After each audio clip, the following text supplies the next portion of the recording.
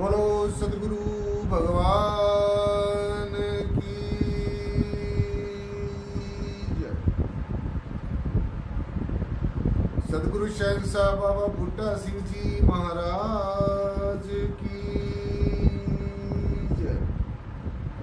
सदगुरु शहंशाह मेहताब सिंह जी महाराज की जय। सदगुरु शहंशाह लक्ष्मण सिंह जी महाराज की जय। सदगुरुदेव प्रियतम नाथ जी महाराज की जय।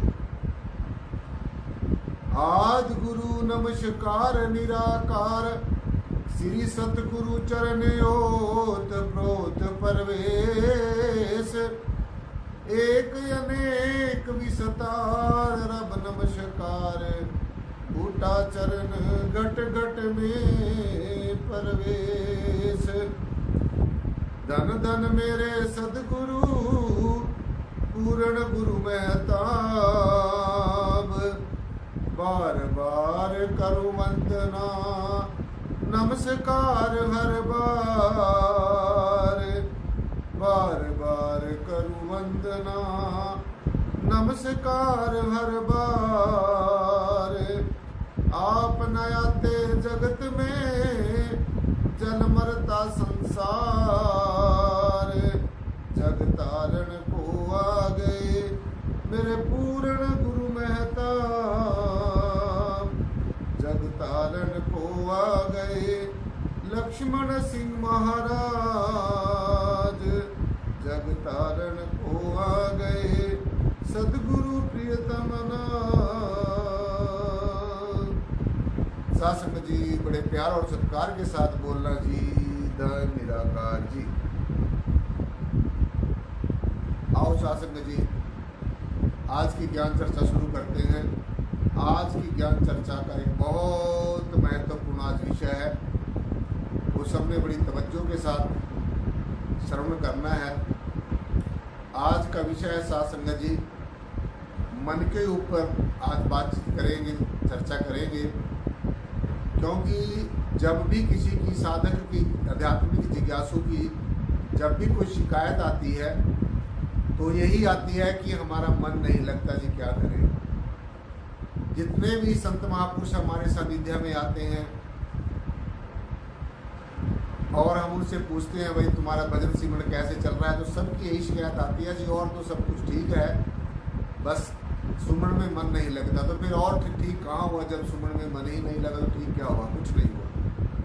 सो आज इसी बात के ऊपर चर्चा करेंगे, मन क्या होता है, मन का कैसे चलता है,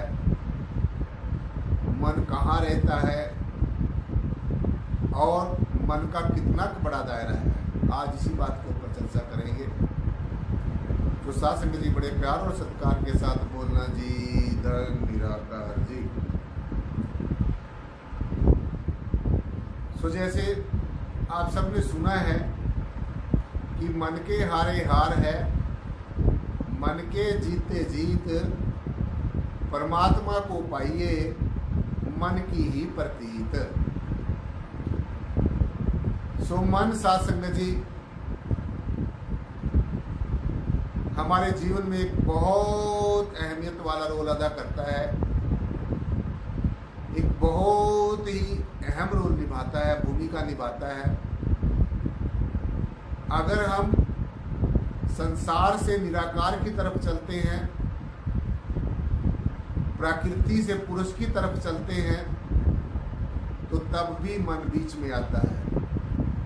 और अगर हम निराकार से साकार की तरफ आते हैं, परमेश्वर से क्रिएटर से क्रिएशन की तरफ आते हैं, रचना की तरफ आते हैं, तो तब भी मन हमारा बीच में आता है, तब भी मन का हमें काम पड़ता है।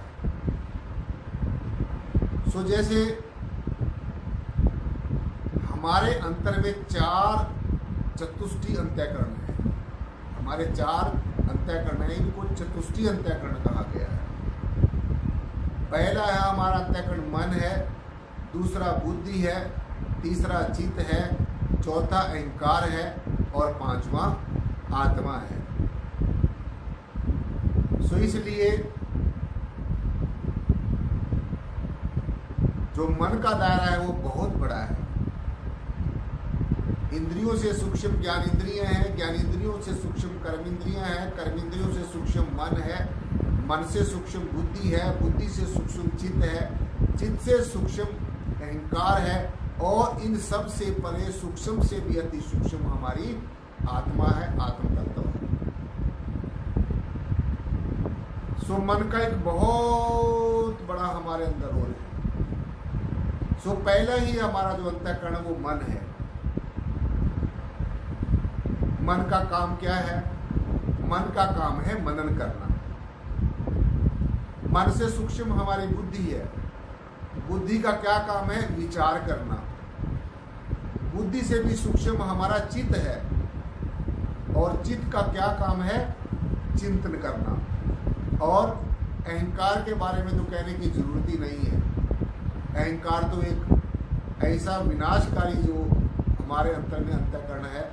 जब अहंकार जाग जाता है, सूक्ष्म से सूक्ष्म रूप में जब अहम जाग जाता है जीव के अंदर, तो तहस नहस हो जाता है। इसलिए मन का बहुत ही बड़ा हमारे अंदर एक रोल है, मन की बहुत बड़ी भूमिका है। सो मन, बुद्धि, चित्त, अहंकार का मैंने आपको बताया।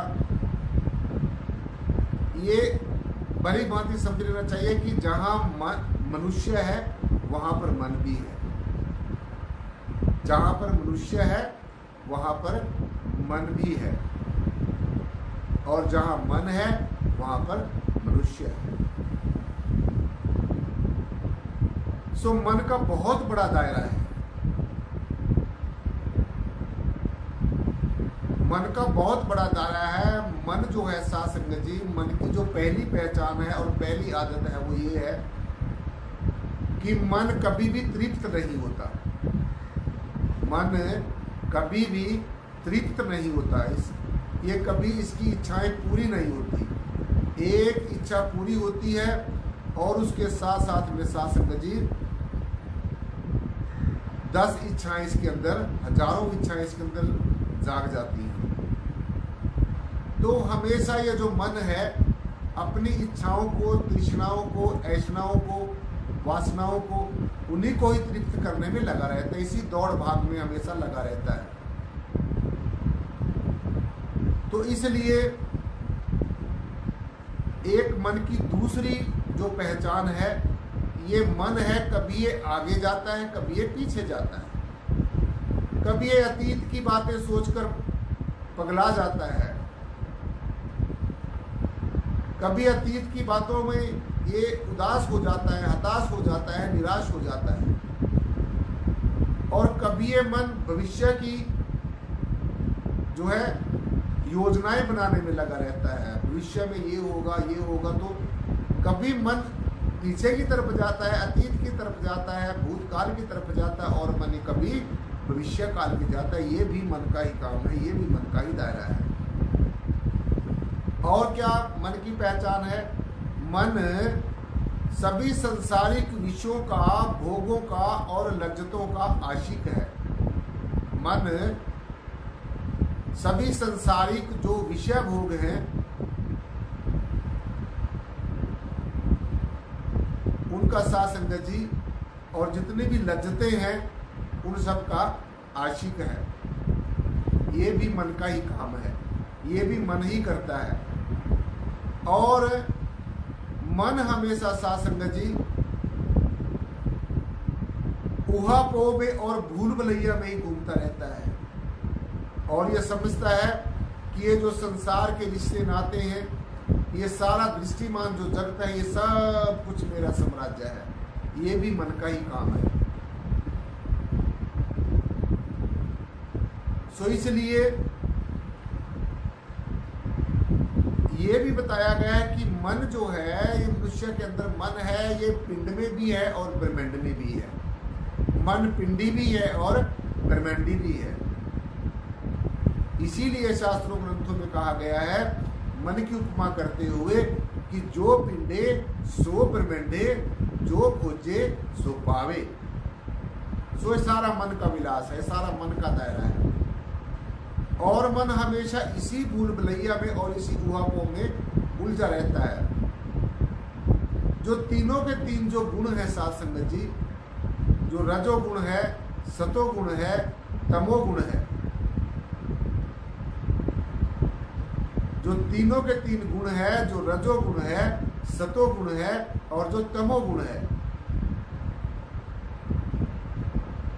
ये भी साध संगत जी मन की ऊहापोह है।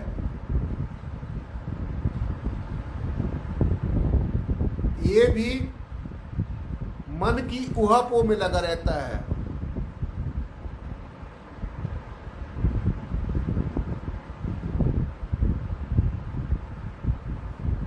सो जो मन है साध संगत जी, इसका बहुत बड़ा दायरा है, बड़ा विस्तृत दायरा है।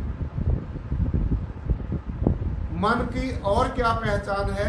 ये तीनों के तीन जो गुण है, जो इस त्रिगुणात्मक माया है, जो रजोगुण, सतोगुण और तमोगुण की माया, ये सारा मन का दायरा है, ये सारा मन का विलास है। और जो दृष्टिमान जगत का रंग रूप और आकार प्रकार के जो दृश्य हैं, जो ये दृष्टिमान जगत है, जो हम अपने चरम नेत्रों से देख रहे हैं, ये भी सारा मन का ही दायरा है, मन का ही विलास है। सो इसलिए जो ये सारे का सारा साध संगत जी दृष्टिमान जगत है, ये मन का ही खेल का मैदान है, ये मन का ही विलास है। मन को ऐसा बताया गया है कि ये पारे की भांति है। जैसे पारा अगर एक बार गिर जाए, जैसे पारा अगर एक बार गिर जाए साध संगत जी, वो दोबारे से इकट्ठा करना बहुत मुश्किल हो जाता है।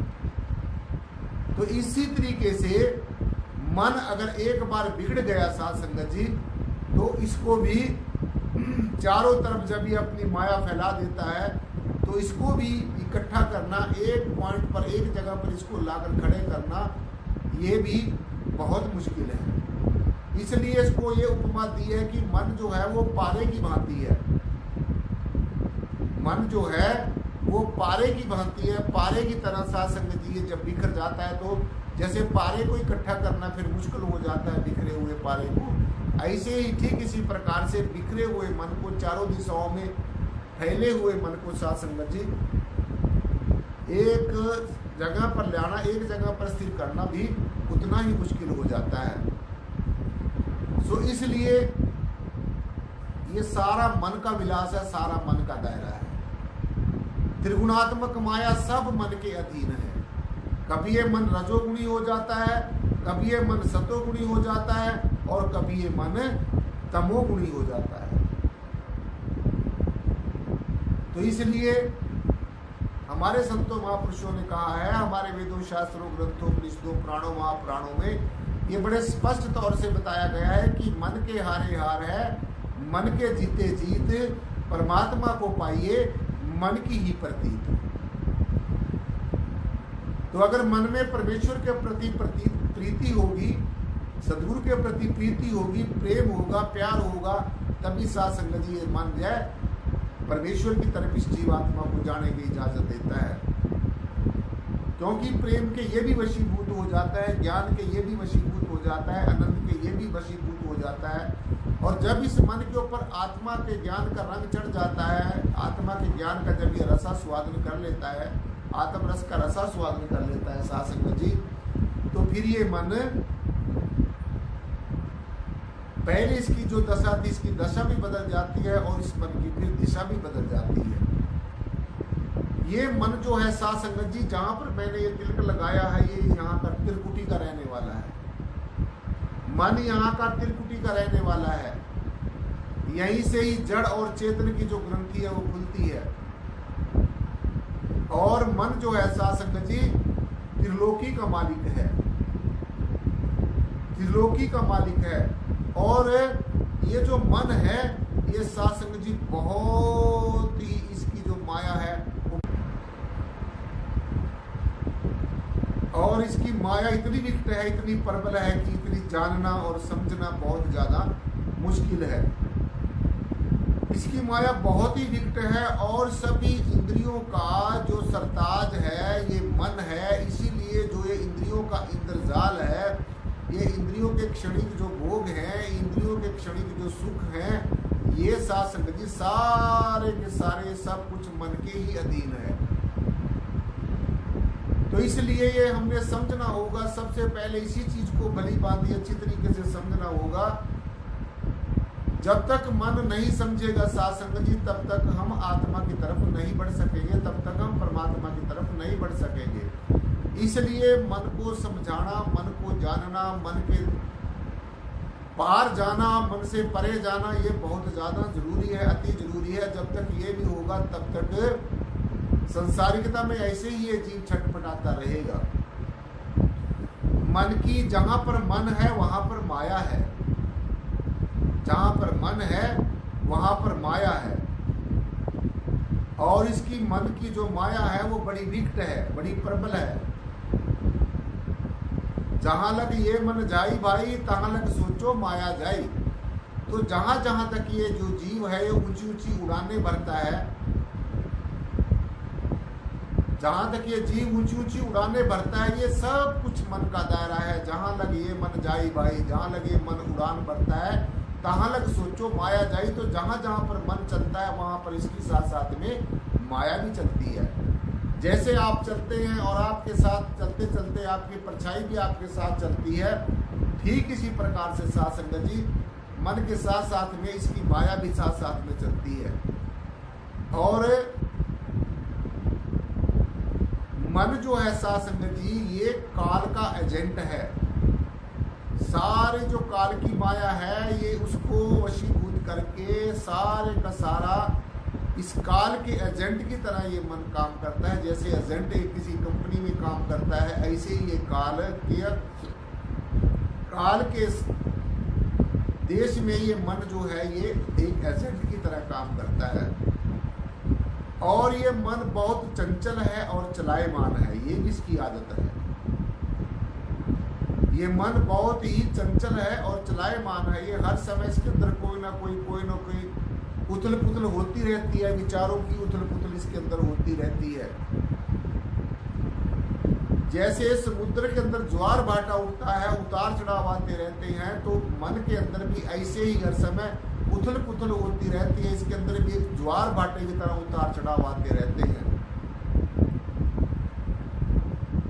ऐसा साथ संगत जी हमारे उसमें रहनुमाओं ने बताया है कि मन ही ज्ञान, मन ही ध्यान, मन ही मोक्ष, मन ही भोग, ब्रह्मा वेद पढ़े मन अंदर, शिव शंकर करते योग, मन का ही व्यवहार जगत में समझे न मूर्ख लोग। सो इसलिए ये जो ज्ञान चर्चा करते हैं, ये जो हम लोग सत्संग में जाते हैं, ये मन को ही समझाने के लिए जाते हैं।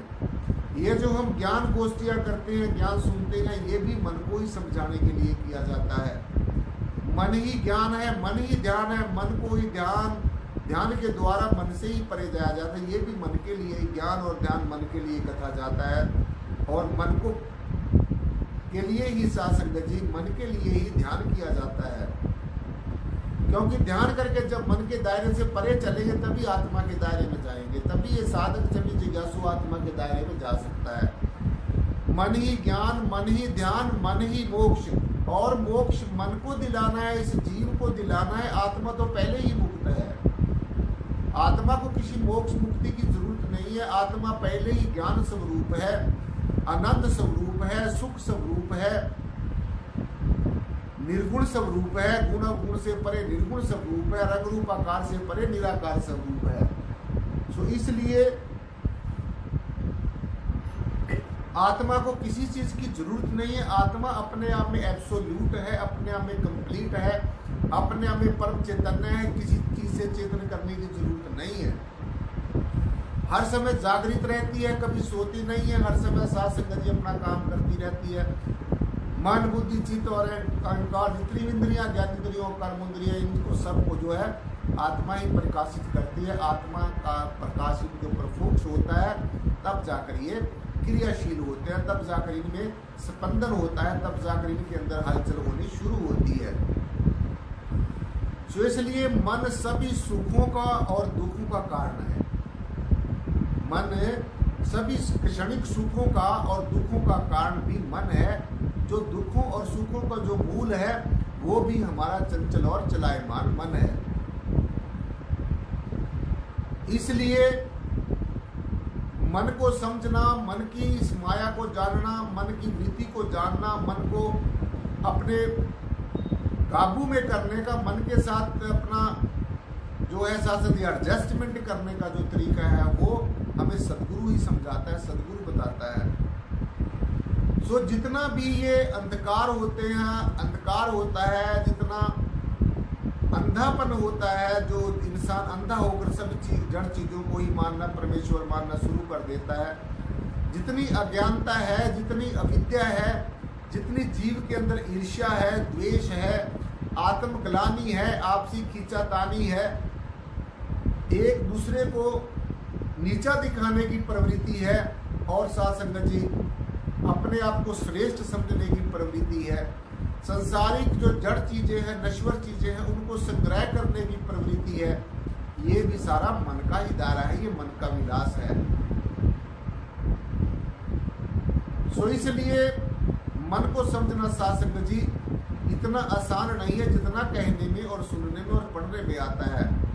तो सभी जितनी भी उथल पुथल विचारों की है, ये सब में मन का ही साथ संगत जी रोल है। क्योंकि आंखों में बैठकर सबसे पहले किसी अमुक चीज को ये मन देखता है, और देखने के साथ साथ में उसको उसके अंदर उसके ऊपर मनन करता है, और मनन करके फिर बुद्धि को सौंप देता है। बुद्धि विचार करके उसको जजमेंट कर लेती है कि वास्तव में यही वो चीज है जिसके ऊपर बातचीत हो रही है, और फिर जो बुद्धि है वो चित्त को सौंप देती है। चित्त चिंतन करके उसको अपना, जैसे हम कंप्यूटर के अंदर किसी चीज को सेव कर लेते हैं तो उसको सेव कर लेता है।